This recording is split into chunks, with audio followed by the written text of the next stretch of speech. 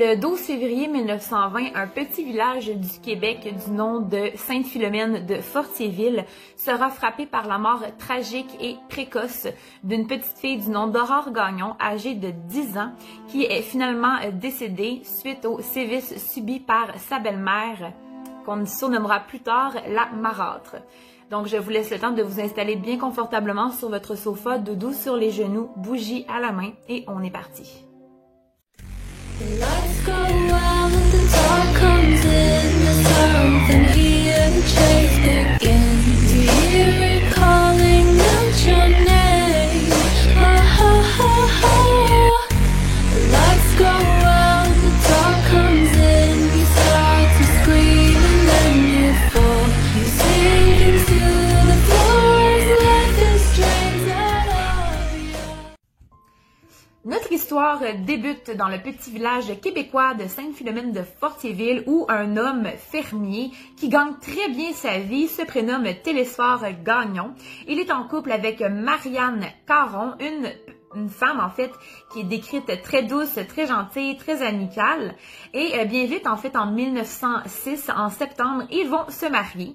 Et le 1er août 1907, ils vont donner naissance à leur premier enfant qui est une petite fille et ils vont la nommer Marie-Jeanne Gagnon, suivie d'Aurore Gagnon le 31 mai 1909. En 1913, ça va être Georges-Étienne à naître et le dernier de la fratrie, et non le moindre, Joseph, qui est né en 1915. Malheureusement, peu de temps après la naissance du petit Joseph, Marianne Caron va tomber malade et va attraper la tuberculose. Elle devra se faire soigner en hôpital, donc elle va être hospitalisée et elle va laisser Télésphore avec les 4 enfants à gérer, plus la ferme, plus la maison et la terre.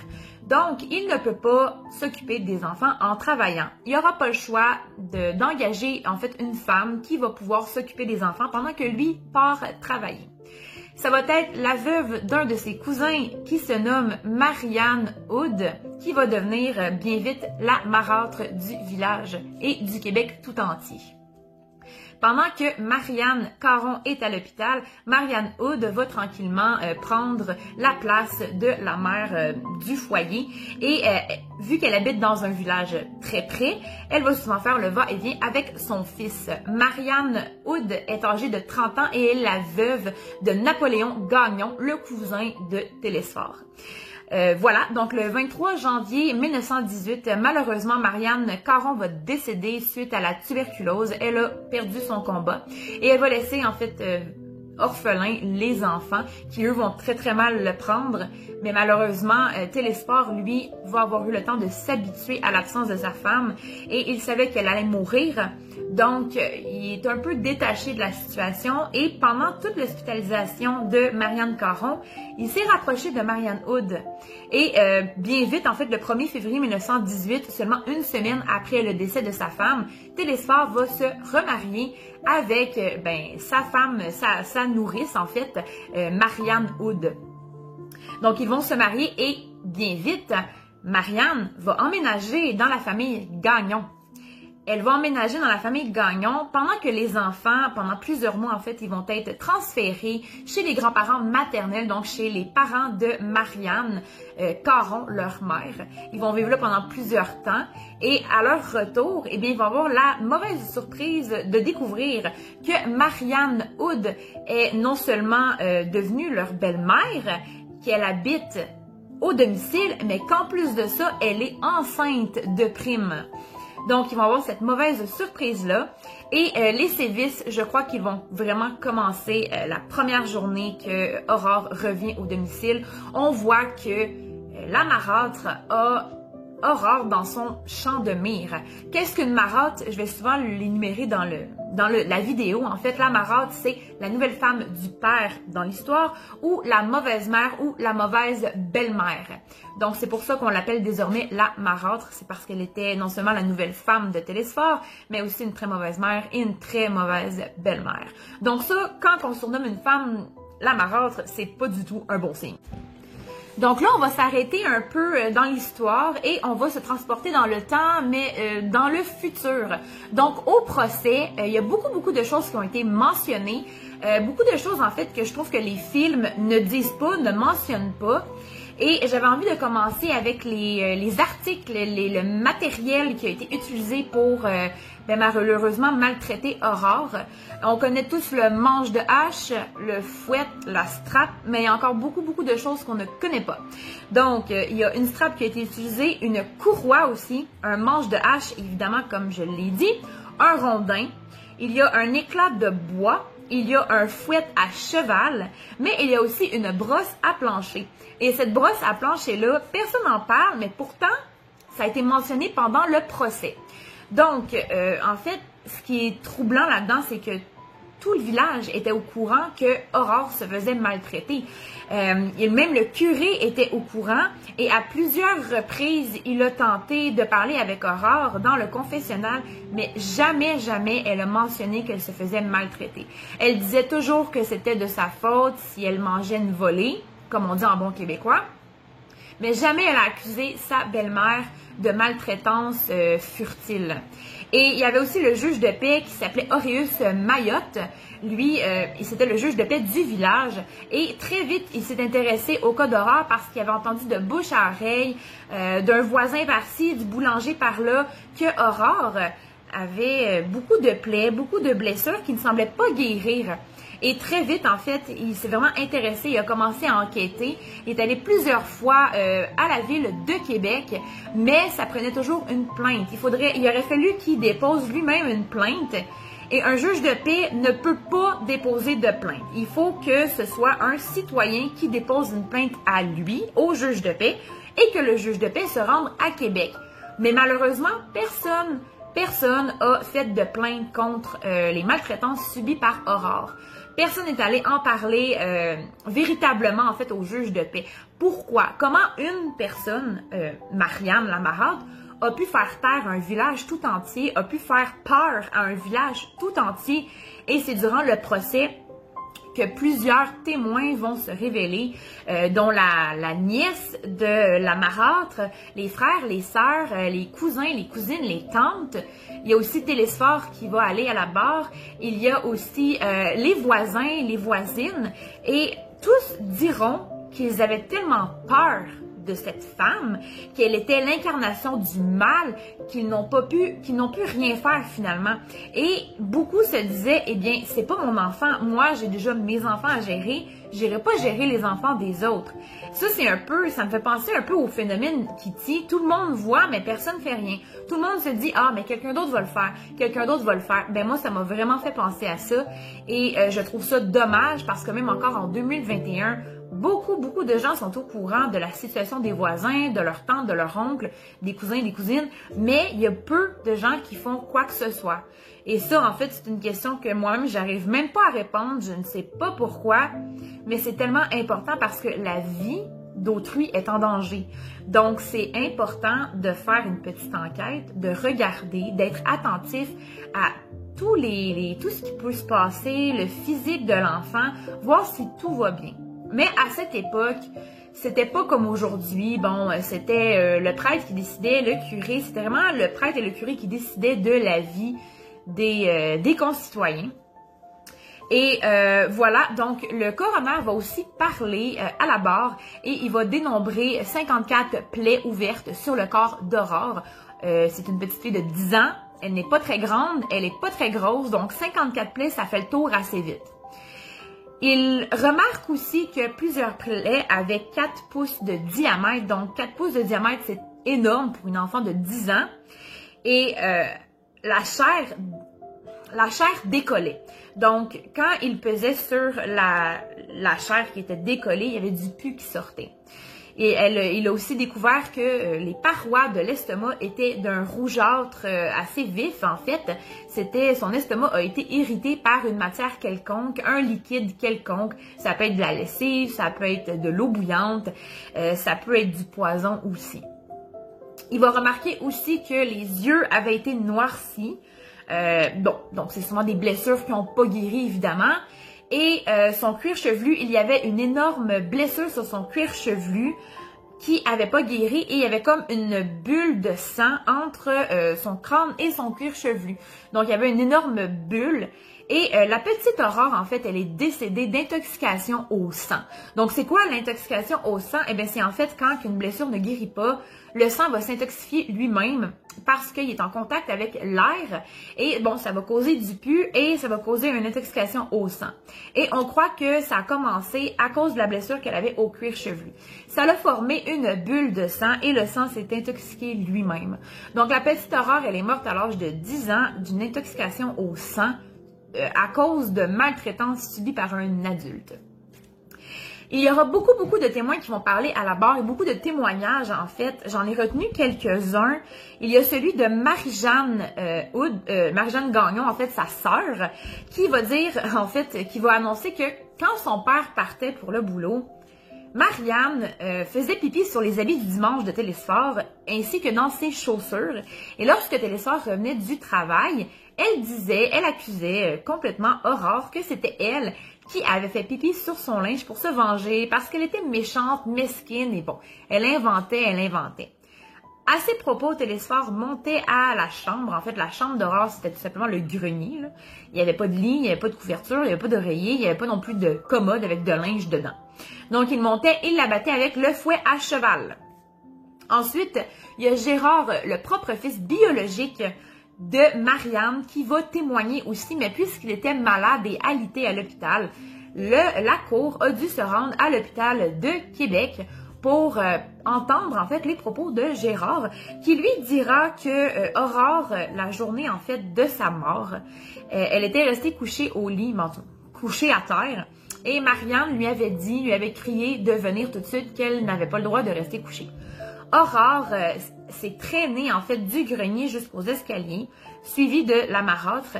Elle s'est levée et elle n'a malheureusement pas été capable de se tenir debout.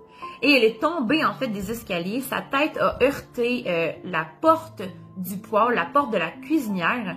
Et en fait, la marâtre, elle est allée chercher un manche de hache dans pas le grenier, mais dans la grange. Et elle est revenue, elle a frappé 3 fois Aurore au dos. Ensuite, elle a pris Aurore, elle l'a assis dans les escaliers. Aurore n'arrêtait pas de dire qu'elle avait soif. La marâtre lui a donné une tasse d'eau tiède. Et Aurore l'a tout bu, elle a soif. Veux pas, quand t'as soif, là, tu serais prête à faire n'importe quoi, là. Et elle l'a bu. Ensuite, ce qu'elle a fait, en fait, c'est qu'elle a voulu laver Aurore de toutes ses plaies. Et c'est là que va entrer la brosse à plancher. Marianne a frotté le corps complet d'Aurore avec une brosse à plancher. Donc, c'est une brosse à plancher, là, les poils sont très durs, on peut presque pas les plier, là, c'est vraiment comme intense. Et quand tu as autant de plaies sur ton corps, ça doit chauffer, ça doit brûler, là. Je suis sûre que tu as vraiment le goût de te libérer de ton propre corps juste pour plus avoir mal. C'est vraiment terrible, là. Le coroner a dû être mystifié, là, a dû être troublé quand il a vu le corps inanimé d'Aurore avec toutes ses plaies, toutes ses blessures. C'est vraiment troublant et c'est pas la première fois que je parle d'un cas d'enfant maltraité. Si vous vous souvenez bien, j'avais parlé de Gabrielle Fernandez dans mes tout débuts, donc v'là 3 mois, hein, ça fait pas tant longtemps que j'ai ma chaîne, mais v'là 3 mois j'en avais parlé et ça aussi ça a été un cas qui m'a tellement affectée. Mais je pense que le cas d'Aurore il m'a fait de plus parce que je suis au Québec, j'habite au Québec, je suis québécoise. Mes origines sont québécoises, en tout cas, françaises, mais bon, j'ai habité au Québec toute ma vie et toute ma vie on m'a parlé de cette histoire. J'ai vu les 2 films, j'ai lu plein d'articles, j'ai entendu parler d'elle toute ma vie. Et ça faisait longtemps que j'avais vraiment envie d'en parler, mais je sais qu'on en parle beaucoup sur YouTube, je sais qu'on en parle beaucoup sur Google, mais j'avais envie de partager avec vous ma vision à moi de cette femme et la vidéo est loin d'être finie. Donc, pendant le procès, l'avocat de Marianne Hood, qui est maître Franqueur, après avoir entendu tous ces témoignages de tout ce que la marâtre a pu faire subir à Aurore, il va changer son plaidoyer pour la faire diagnostiquer, en fait, aliénée mentale. Donc, si vous me suivez depuis un certain temps, vous savez que dans mes vidéos passées, j'ai parlé de ce qu'était l'aliénation mentale. Et il voulait la faire passer pour aliénée mentale. Donc, il a demandé à la cour de faire un pronostic, en fait, une expertise médicale, psychologique de sa cliente. Il va avoir deux psychologues, psychiatres, en fait, experts en la matière, qui vont parler au procès, dont le docteur Brochu, en fait, qui est l'expert, en fait, de la défense, qui lui va dire non, non, non, non. Elle n'était pas aliénée mentale pour la simple et bonne raison que dans le témoignage de Gérard, qui disait plusieurs fois, maman attachait Aurore sur la chaise de la cuisine, la bâillonnait avec une strap, prenait le tisonnier, la mettait dans le feu jusqu'à ce que le tisonnier soit rouge et ensuite elle brûlait Aurore un peu partout sur le corps. Et elle nous disait à nous, tous les autres enfants, d'aller s'installer près de la fenêtre pour regarder si quelqu'un arrivait. Quand on est aliéné mental, malheureusement, on ne pense pas à faire ce genre de choses-là. On ne pense pas à dire aux autres, va surveiller, voir si quelqu'un arrive. On le fait et on ne réfléchit pas. On n'est tout simplement pas là. On est un peu comme dans une transe, en genre de psychose, qui fait que notre cerveau n'est pas dans la réalité présente. Donc, lui, en fait, le docteur Brochu va dire qu'elle n'était pas aliénée mentale parce qu'elle demandait à ses enfants d'aller regarder par la fenêtre si quelqu'un arrivait. Il va avoir un autre expert, Albert, le docteur Albert, en fait, lui, il dit exactement le contraire. Il dit que puisque, en fait, Marianne a passé le 3/4 de sa vie en couche, donc elle était tout le temps enceinte, elle avait une surcharge de travail, elle a pu développer la dépression et par la suite l'aliénation mentale. Il disait que pendant la grossesse, pendant toutes les grossesses, en fait, de Marianne avait un tout autre comportement et c'est vraiment pendant toutes ces grossesses, la plupart du temps que Marianne va battre Aurore. Même Télésphore, lorsqu'il passe à la barre, il dit que sa femme changeait complètement de comportement lorsqu'elle était enceinte, lorsqu'elle attendait un bébé. Elle était très colérique, elle était fatiguée, elle n'avait pas de patience, elle était agressive et s'emportait pour un tout, mais surtout pour un rien. Donc, le psychiatre Albert va dire qu'elle était aliénée mentale lors de ses grossesses. Et c'est vraiment lors de ses grossesses qu'elle battait Aurore au plus haut point. Donc, avec toutes ces expertises-là, le juge va finalement déclarer Marianne Houde coupable de meurtre au 1er degré. C'est quoi le 1er degré? C'est en fait prémédité. Donc, effectivement, ça a été prémédité parce que, un peu comme dans l'affaire Gabrielle Fernandez que j'ai parlé, j'ai mentionné pourquoi, lorsqu'on maltraite un enfant, on est condamné au meurtre au 1er degré. C'est tout simplement parce que le meurtre est prémédité. Pourquoi il est prémédité? Eh bien, c'est évident que quand on maltraite un enfant, c'est impossible que la porte de sortie soit la vie. Quand on maltraite et on torture un enfant, il va finir par mourir, que ce soit de ses blessures, d'une intoxication comme Aurore, que ce soit de la famine, de la déshydratation, du manque de sommeil, il va finir par mourir. Donc, c'est sûr que c'est prémédité. Si moi, je me mettrais à battre mon enfant intensément comme Aurore, c'est sûr qu'il va mourir. Donc, je l'ai prémédité. C'est quelque chose qu'on a vu à l'avance. Si je le bats, il va mourir. Tu sais, c'est un peu comme si on poignardait quelqu'un. Ah, mais non, je voulais pas le tuer. Mais si tu poignardes, c'est parce que tu veux le tuer. Donc, si tu bats un enfant qui est beaucoup moins gros que toi, beaucoup plus petit que toi, c'est sûr qu'il va mourir. Donc, c'est au 1er degré, donc c'est un meurtre prémédité. Elle va être condamnée à la pendaison, mais là, un point va s'afficher très important. Qu'est-ce qui va arriver de ses enfants? Parce que pendant le procès, on a compris, on a su que Marianne était enceinte. Donc, le juge va dire, écoutez, jugez-la elle, mais pas les enfants. Les enfants sont à part, l'État va s'en occuper. L'État va faire en sorte que les enfants naissent en bonne santé. Ils ne seront pas tués, en fait, lors de sa pendaison. On n'est pas un peuple de barbares ici au Québec.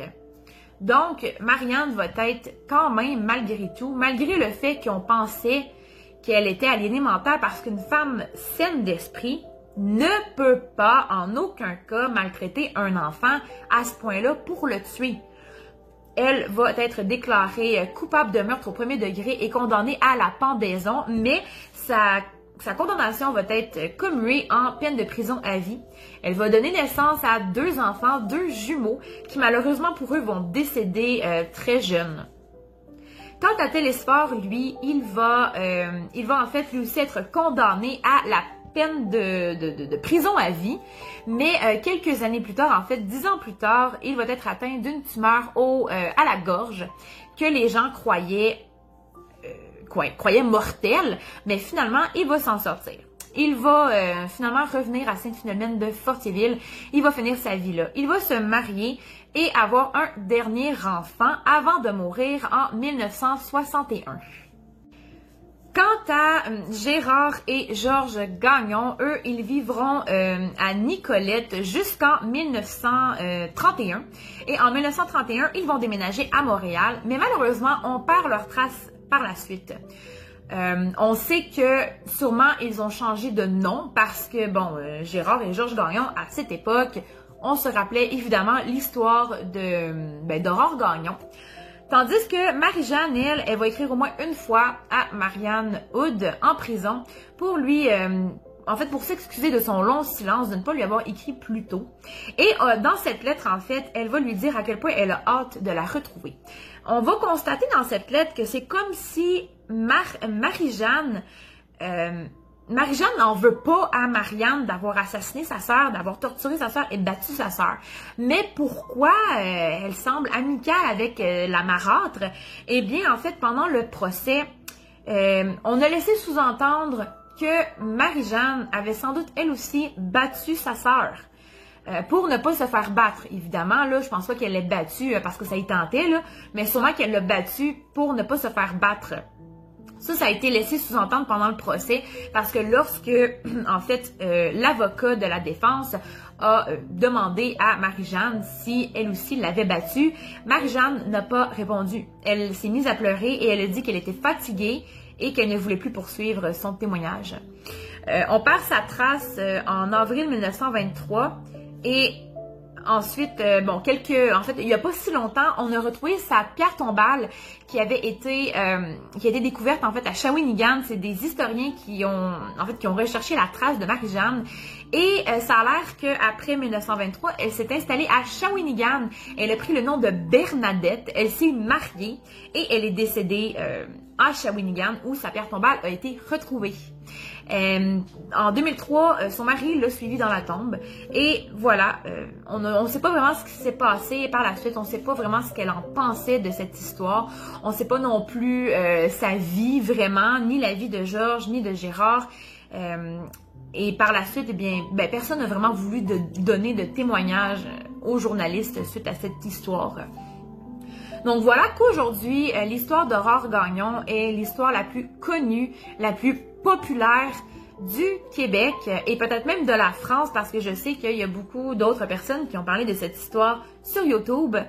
Voilà, il n'y a pas si longtemps, c'est entré dans un des personnages principaux en fait de l'histoire du Québec, l'histoire d'Aurore Gagnon, la petite enfant martyre dont tout le monde se souviendra. Et j'aimerais faire une parenthèse, en fait, donc, terminer la vidéo avec un petit mot, en fait, pour tous les adultes et tous les amis, tout le monde, en fait, qui croit être en compagnie d'un enfant qui se fait maltraiter ou qui croit qu'un enfant de leur entourage est victime de maltraitance infantile. S'il vous plaît, faites en sorte que cet enfant-là ait une deuxième chance dans la vie, ce qui veut dire appelez la DPJ, appelez la Direction de la protection de la jeunesse. Faites en sorte que la famille ait les ressources nécessaires pour s'en sortir. Parce que souvent, et trop souvent d'ailleurs, ces enfants-là, ils passent sous le radar parce que personne de leur entourage ose porter plainte contre leur frère ou leur sœur de maltraitance, leur ami de maltraitance.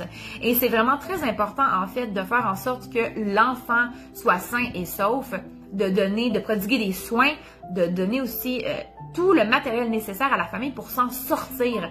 Parce que dans un cas de maltraitance, souvent, ça va commencer par la fatigue, le manque de patience, la surcharge de travail et malheureusement, ça va débouler et ça peut débouler jusqu'au décès, donc jusqu'au meurtre. Donc, sur ce, j'espère que vous avez aimé le contenu de cette vidéo. J'espère que je vais vous avoir en fait éclairé un peu sur les procès et ce qui est advenu des personnages principaux de l'histoire. Donc, je vais vous souhaiter une bonne fin de journée ou une bonne matinée à ceux qui regardent, tout dépendamment de l'heure. Et on se retrouve prochainement pour un autre sujet de vidéo. D'ici là, prenez soin de vous, prenez soin de votre famille, de vos enfants, chérissez-les, aimez-les. Et on se retrouve. Je vous souhaite à tous bonne semaine et gros bisous.